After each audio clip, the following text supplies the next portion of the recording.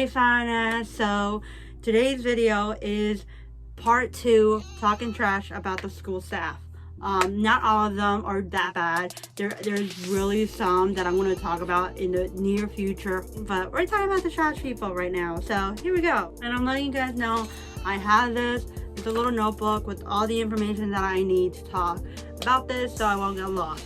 Let's start off with 11th grade principal. There is this principal, and I thought he was nice to everybody. He was so happy and loving towards everybody, and when I met him, I'm like, oh, okay, maybe we're good friends.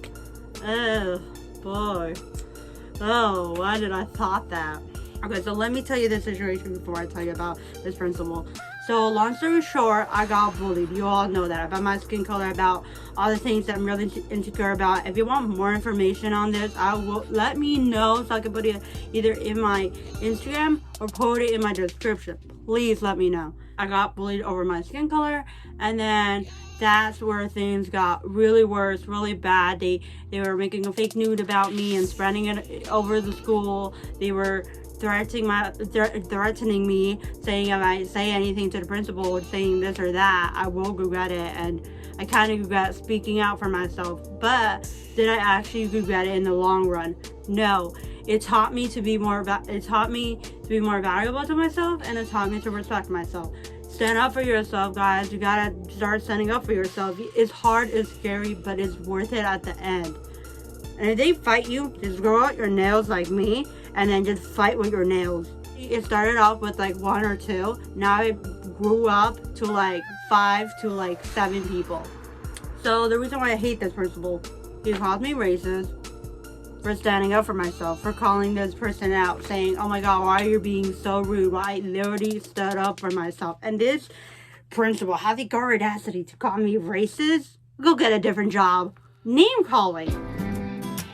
Oh, and these are not pretty words to use. Kids, cover your ears. Even better, don't watch this. Skip the video. Racist, the B word, the H word. I'll leave it right here. Gives me YSS for no reason. I literally did nothing. Just stood up for myself. I literally told this guy a bunch of times, leave me alone. I don't want to talk to you. I don't want to be friends with you anymore. Leave me alone.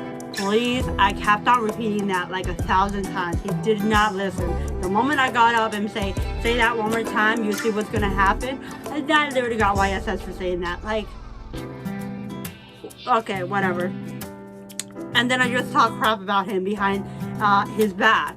And I guess people heard me talk crap about him, and now everybody thinks I'm racist just because I stood up for myself. Like, actually, in reality, they're the racist one. And the reason why I'm mentioning this is because I guess I'm not over it, and I really want to talk about it just so I can get it over it. I guess it was not enough talking to the professionals. I think I need to talk to each individual professionals to get over this. Is that all? Yeah, and he spread rumors. Like, kids were making up rumors, telling the principal on me, and then that principal believed the rumors and then told other staff.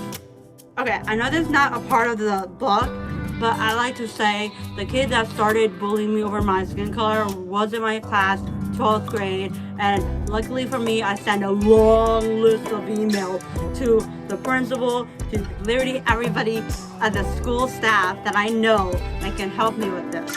And I was complaining, saying no, I want it out of this class. It was worth it, by the way. And let's move along. Next story time, betraying counselor. Her initials, MVP. I'm not gonna say her real name because I don't want to get sued. Oh my god, let me just tell you, I hate this counselor because, first of all, she shared my personal information. Even for the smallest things, like, oh man, I want to go outside and go buy something from the store. She literally is gonna call my mom and be like, yo, Veronica's going to the store and buying some things from the store. Keep an eye on her. And when I tell her, hey, I want to go with my friends to the park just to spend time with them, she had the audacity to call my mom and be like, yeah, Veronica's gonna go to the park and just be careful because I don't want her to do drugs. My only drug addiction is YouTube. And that's not even a drug. That's the only addiction I have is YouTube. I've been scrolling there. I've been doing videos there. That's the only addiction I have.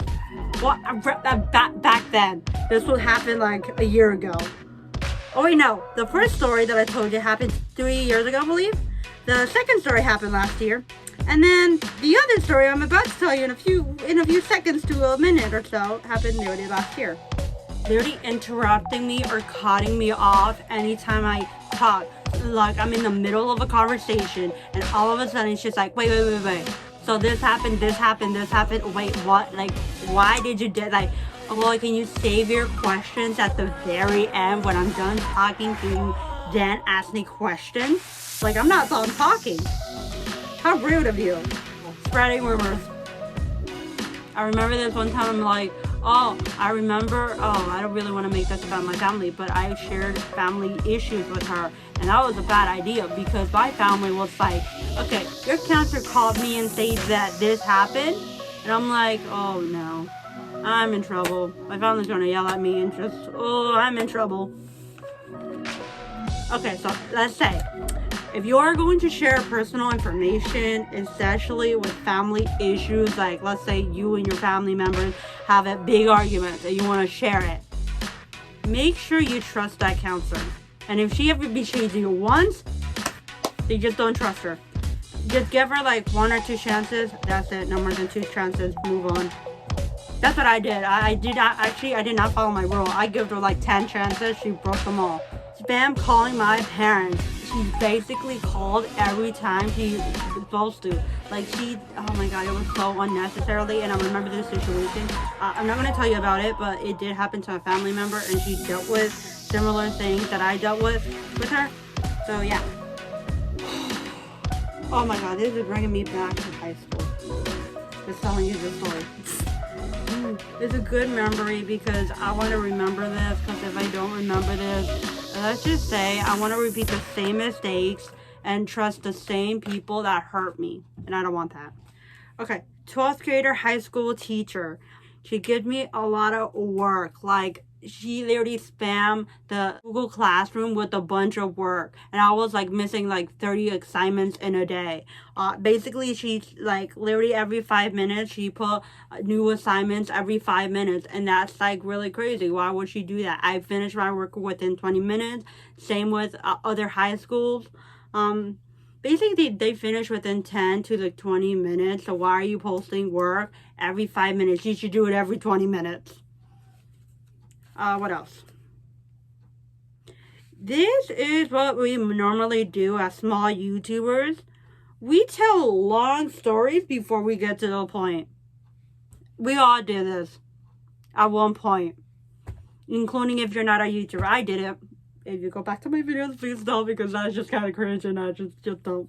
If you want to, that's on you, but I'm just letting you know it's a little cringe, though. Just saving you the yeah. Okay. So yeah. Asking us our opinion about her class, about certain things, and we tell her the truth, and you know, the truth really does hurt, but she made it clear that it's anonymous, so she technically lied, saying it is anonymous, that she won't know who wrote it, but now she does know. And she was giving us attitude after we gave her feedback, and it was honest, it was loyal, it was nice. I'm sure all of us were not giving her attitude, and maybe there is some kids that were giving her attitude, and maybe that's why she got upset.